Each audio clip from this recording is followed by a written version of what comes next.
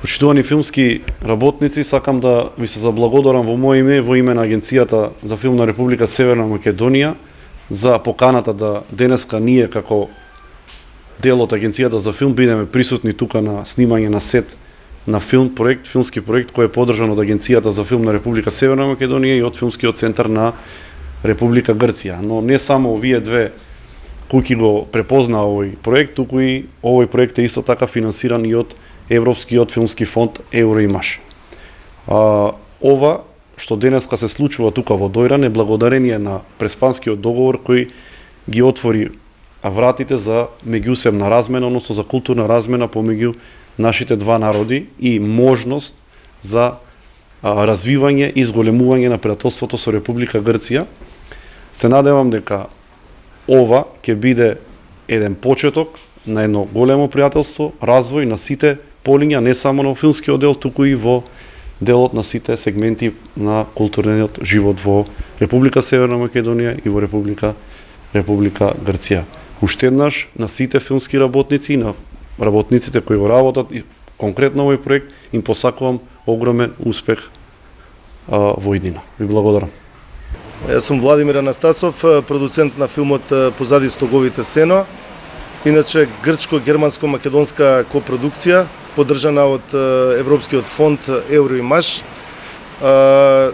Целиот филм се снима на територија на Република Грција и Македонија. Ова е завршниот дел на снимањето на филмот.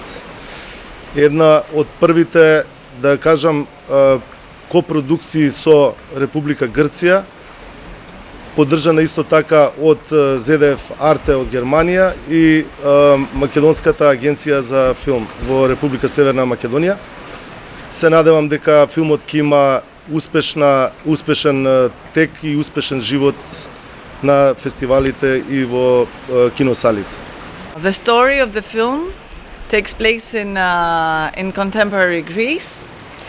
The main character is a fisherman who is afraid that he lives in a Greek village on the border between Greece and North Macedonia, very close to Doiron Lake. He's afraid that he will go to jail because of tax fraud, and in order to find the money to pay back his debt, he starts smuggling migrants across the lake with his boat. Then an accident occurs, and he has to face the consequences of what he has done. It's a consecutive story plot, so we follow in the first part we follow the story of the fisherman. In the second one we follow the story of his wife, and the third one we follow the story of their daughter. And at some point they have to face a similar moral dilemma, if they will tell the truth about what's happening in this very corrupt society, or they will reveal the truth and tell the truth about what's happening.